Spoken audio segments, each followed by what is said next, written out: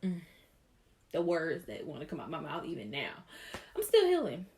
I'm like 80%, y'all. 80%. Just being honest.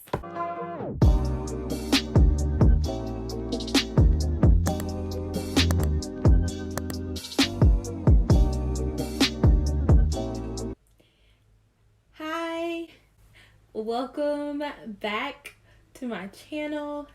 I am so excited to be back. I apologize. This took a little while. Promise you, I was trying to level up my camera skills and my lens and all that good stuff. So now I'm ready to get the ball rolling.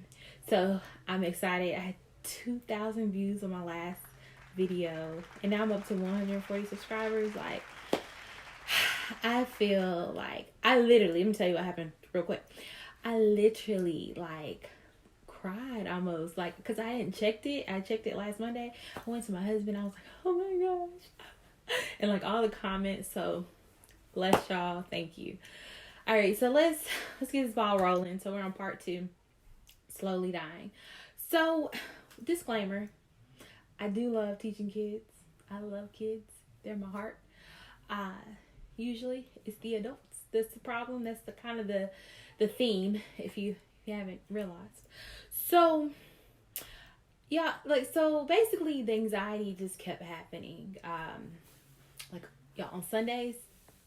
So on Sundays especially, I would just explain. I would be at the school on Sunday afternoons after I went to church, probably till about 7-8 o'clock at night with my other teammate. Mind you, I had also been in school at that Friday night till 7 or 8. Still was getting nothing done and still just not good enough, right?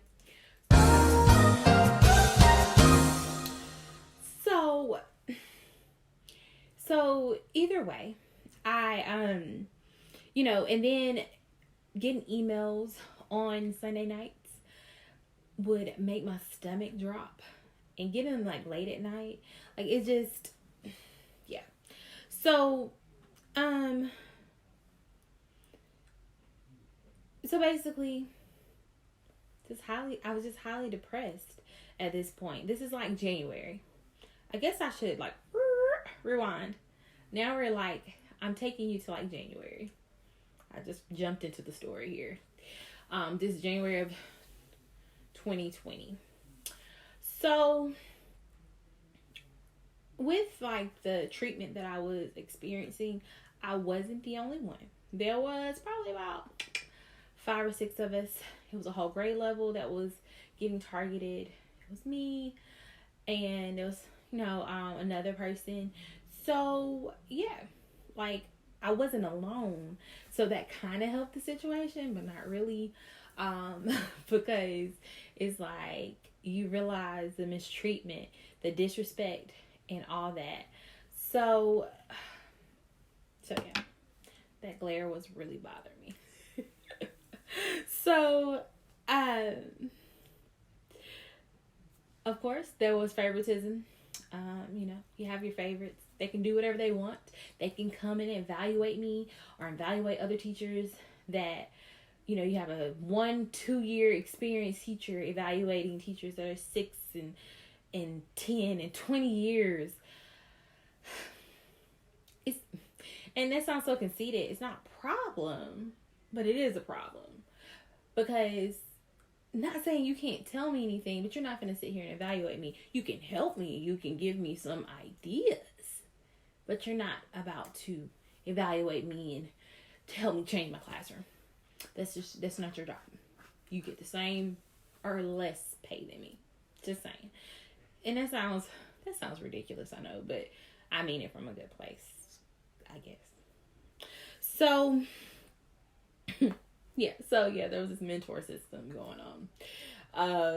It was a joke to me because I was on a leadership team, and I was told that we're all on a level, this invisible level, mind you, not getting evaluated. It's this other level, how we tier kids. Tier means tier 1 is basic, classroom. Like most, typical kids are tier 1. Tier 2 is like they need a little intervention. Tier 3 is intense intervention. So we were all tiered, yet we didn't know we were tiered. Yeah. This earring is really work. I'm proud of my little earrings. Okay, so this is where it starts to get real. So, late January, I went to my friend's room. She's also struggling a lot. She's been teaching for 20 plus years, and never experienced nothing like this. So, sitting down like on the computer, it's Friday, whatever. And all of a sudden, y'all, I had this feeling like on the right side of my face. It was like almost numb. Like it was numb and it just didn't feel right. And I wasn't in pain or anything like that, but I just knew something wasn't right. And I told her, I said, hey, I don't feel right. I need to go to my room. I need to call my husband. By that time, so luckily Justin was off. So he was on the way. But I had such a good teammate. I love her. She took me to the emergency care. Then my husband came there, whatever. Y'all, I think this was like around, of course it is, around the time COVID was really starting up, but we didn't know it was. So they were full. Luckily, where I stay in good old Arkansas, there's no hospital. You have to go 10 miles that way or 10 miles that way. So we had to go 10 miles that way. And so got there. My blood pressure was like 185 over, I can't remember the bottom number, but that 185 was a problem. So they did all the tests. And first thought it was Bell's palsy. Then thought maybe stroke. The blood stuff came back and they were like, oh, it could possibly be a blood clot. Y'all, was like 30. Like, it just turned 30. And I'm just sitting there just trying to, like, relax. And then they were like, are you sure you're not pregnant? Because we need to give you x-rays. I was like, never. Me? Pregnant? Twist in the story. I was pregnant. Surprise, mother. But I didn't know that until later. So, where am I at? Okay, so, by this time, y'all, my life is like, it's like life, work, life, family, life, me, life, work. It's like choosing.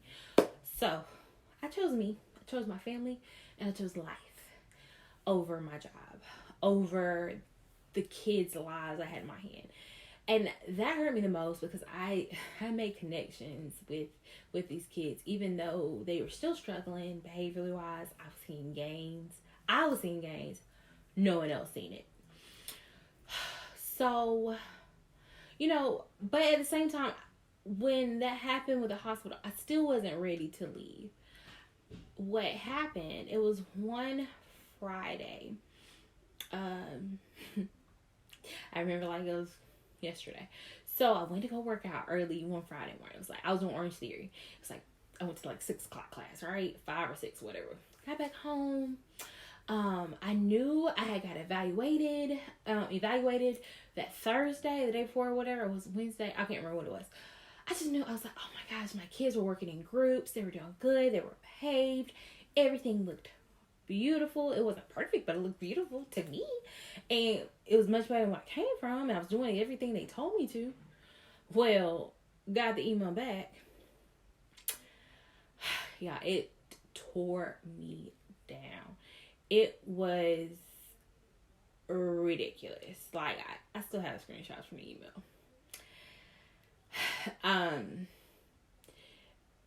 And I did have something to say back, explain, because it was explaining like that the kids were on test, and I explained some of my kids weren't even like, they had not taken their medicine that day and stuff like that, and I was trying to keep some closer to me than others, or maybe I'm mixing up another story. I don't know. Either way, I was hurt. I called my friend in Georgia. I knew he was up and he was about to go to work. He was like, you can't go to work like this. Like, I was just that distraught. And at that very moment is when something clicked. It said, it was literally like, psh, you, sis, it's time to go. It's time to go. So I started getting resources together, figuring out how we gonna pay for these bills. I said, Justin, we gonna sit this down. I gotta go. Like, I can't feel like this anymore. So we did. And I definitely want to share those resources, but I want to make that a whole video in itself. Tell you literally what I did about my bills, tell you what jobs I had lined up, online jobs, and all that. So stay tuned for that. And it won't be a whole 2 months. Funny thing, I did record before a whole video, but the sound was off. The sound was horrible. Okay, either way, that's neither here nor there. Back to the story. So, yeah, I went to the doctor. I was a hot mess, y'all. So, I was like crying. I was like, because it was a checkup after the hospital.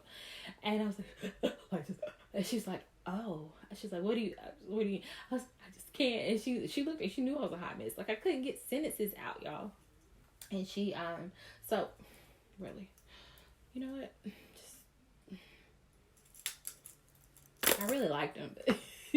So she, I had a medical reason, which is true, right? Excuse me. So, the day, I remember the day I gave my resignation, with everything. I took my coworker in there with me. The leader. She had the nerve, y'all, to hug me. Like, I know that doesn't seem big to anybody. First of all, the way this woman treated me, I didn't want to be touched. I didn't really want to be looked at. And I told her, I was like, literally, how I am right now, I don't even, sometimes, like, when I'm emotional, I was like, I don't even want my husband to hug me. She's like, no, I'm good. The words that want to come out my mouth even now. I'm still healing. I'm like 80%, y'all. 80%. Just being honest. So, got that over with, but it wasn't over. Y'all, people found out I was leaving. Mind you, only my coworker, and I know she didn't tell anybody, and her knew. Well, people come to me, oh, we didn't miss you. HIPAA violation. No respect, right? No respect. Like, you're telling people, if I wanted people to know I was leaving, I would have told them. So, that happened. They sent a letter to the parents. But how they did it was a problem. I don't care. Tell the parents. They, like, brought this thing. Oh, they gave it out to each individual. Put this in your backpack. Oh, put this in your backpack. I got one of them letters. Look, put it to the light. Or either I don't know what I did. I read it. It just said I was leaving. I'm like, my name's on it. I can't see it. Okay, whatever. But they didn't do it for the other teachers, though, that left. Y'all didn't do it. I know they didn't do it for the kindergarten teacher that left. Y'all are petty. Then even the more pettiness happened when my last day was February 14th. And so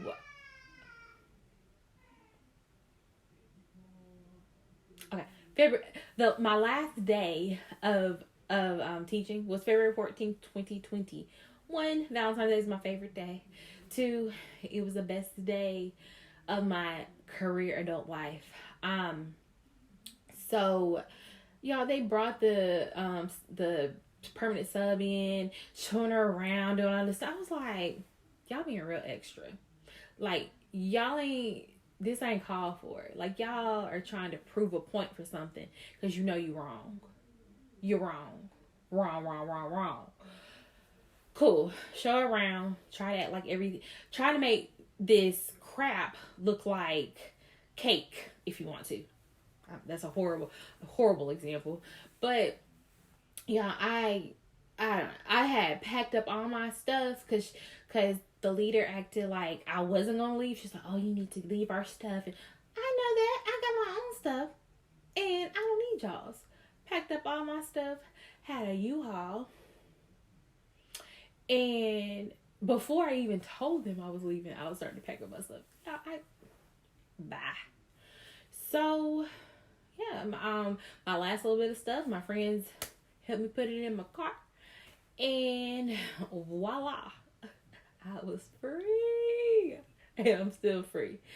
So, that is how I love teaching. But I didn't leave it fully. You have to stick around for that. But I want to thank you so much for loving me or supporting me in my story. I didn't realize that more people needed it. I just knew it was on my heart, and I felt led by God to do this. And I want to continue to share my stories because I got other things to talk about. But I also want to just share fun things. So please continue to support. Tell your friends if they need help, whatever they need. So, see you soon. Mwah. Thank you, love.